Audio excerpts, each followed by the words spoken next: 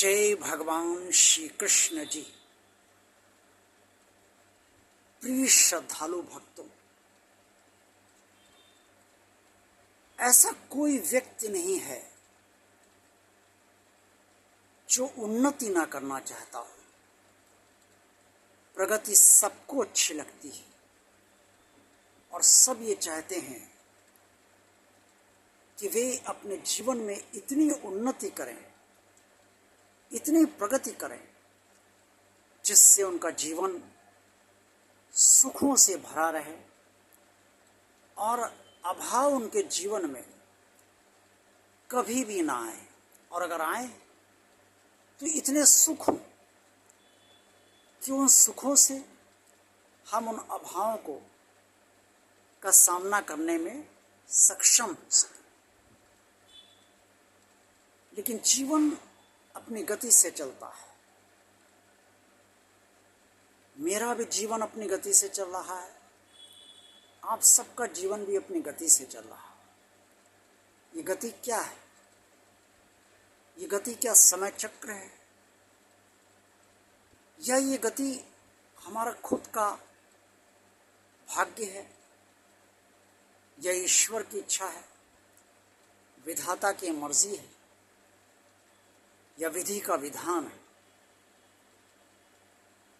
चाहे जो कुछ सोच ले, गति तो गति है। चाहे वो विधाता की मर्जी से चल रही हो, चाहे भगवान की इच्छा से हो, और चाहे वो हमारे प्रारब्ध के भोग का फल। अक्सर देखा जाता है और अक्सर हम सबके जीवन में होता है, मेरे भी जीवन में हुआ है और आप सबके जीवन में भी होता है कि कई बार बहुत प्रयास करने के बाद भी कोई काम बनता नहीं। जिस काम को हम चाहते हैं कि ये काम हो जाए, वो काम होता नहीं, कारण कुछ भी हो, लेकिन वो कारण हमको पता नहीं होते। भगवान श्री कृष्ण जी ने श्रीमद् भगवद गीता में स्पष्ट तौर पे ये कहा है, कर्मणि वाधिकारस्ते मा फलेषु कदाचन मा कर्म फल हेतु भूर्मादे संगस्तो कर्मणि। ये महाश्लोक आप सब सुनते आए हैं और अनेक बार सुन चुके हैं। इसका अर्थ भी आप सब जानते हैं कि कर्म में आपका अधिकार है और फल आपके हाथ में है नहीं। फल मिलने के कई कारण होते हैं, सिर्फ ये नहीं कि आप कर्म कर रहे हैं तो आपके उस कर्म करने की शैली और कर्म करने में जितना पुरुषार्थ किया है, आपने मेहनत की है, उसके आधार पर आपको फल मिल जाएगा। ऐसा कुछ नहीं, कारण और भी हो सकते हैं जो अदृश्य होते हैं, उनको हम सब नहीं जानते। उन कारणों को और जो भी पुरुषार्थ किया गया है आपके द्वारा, आपने किया है, उन सबको देखते हुए जो विधाता नियत करता है वही फल सबको मिलता है। कभी कर्म करने का फल तुरंत मिल जाता है, बहुत अच्छा मिल जाता है। कर्म कभी बहुत थोड़ा कीजिए तो भी फल बहुत अच्छा मिल जाता है। और कभी कर्म मेहनत बहुत ज़्यादा करते रहिए, दौड़ते भागते रहिए, सबसे कहते रहिए, सबकी खुशामद भी करते रहिए, लेकिन आपका काम बनता नहीं, फल आपको मिलता नहीं, आपकी वो इच्छा पूरी नहीं होती जो इच्छा आप पूरी करना चाहते हैं। या यूँ कहें कि वो उद्देश्य आपका पूरा नहीं होता, जिस उद्देश्य है तो आप वो कर्म करते हैं और कर रहे हैं, क्योंकि वो कारण आपको नहीं पता, जो आपके कर्मों के बाद भी आपके फल को, मिलने वाले फल को रोक रहे हैं। ज्योतिष की दृष्टि में देखें तो ज्योतिषाचार्य कहते हैं ये ग्रह खराब है, वो ग्रह खराब है, वगैरह वगैरह। ग्रह खराब या अच्छे की बात नहीं है, ग्रह तो अपना कार्य कर रहे हैं और उन ग्रहों का हम आप कुछ कर भी नहीं सकते। ग्रह शांति करा लीजिए तो भी कुछ समय के लिए ग्रह शांत हो जाएंगे, फिर भी उनको कार्य तो करना ही है। तो जो विधान ग्रहों का है उस विधान के अनुसार ही समस्त ग्रह अपना कार्य करते हैं और समस्त प्राणियों को उसका फल देते हैं। इसके लिए वो दोषी, हम उन्हें भले ही मान लें, लेकिन वो स्वयं को दोषी नहीं मानते।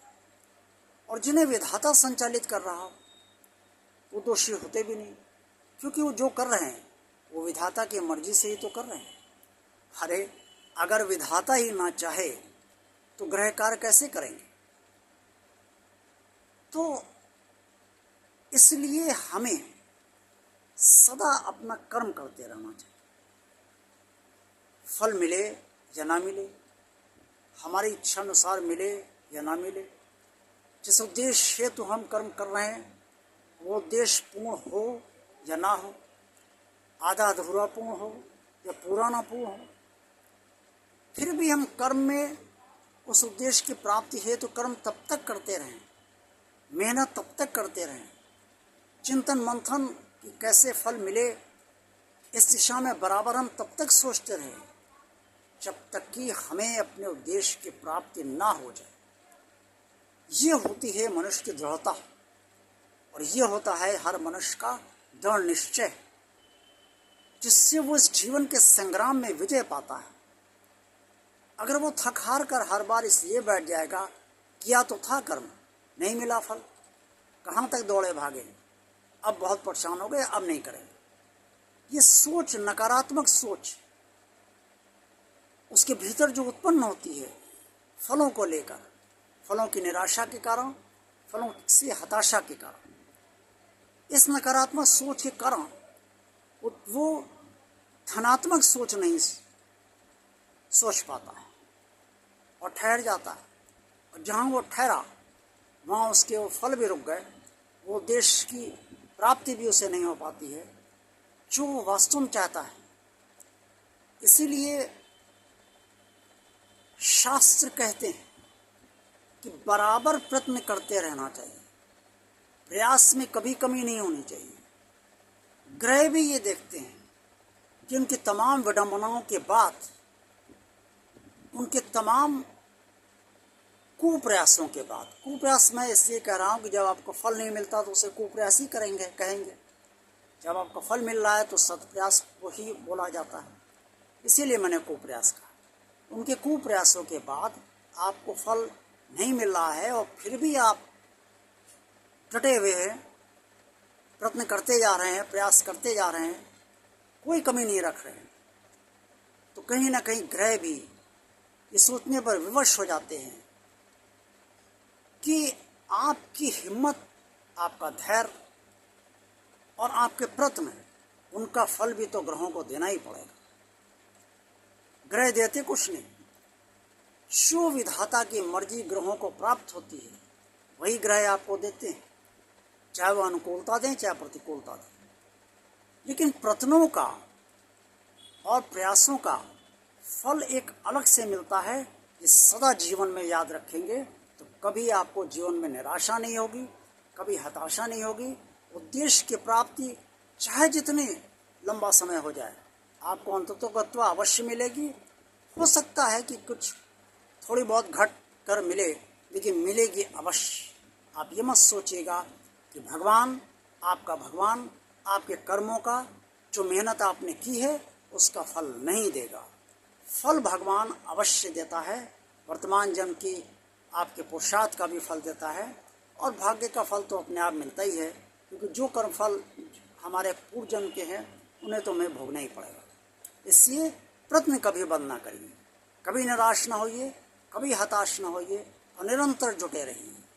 यही जज्बा, यही भावना, यही दृढ़ निश्चय आपको सफलता दिलाएगा और आप उन्नति के शिखर पर जीवन में निरंतर आगे बढ़ते जाएंगे। जय भगवान श्री कृष्ण जी।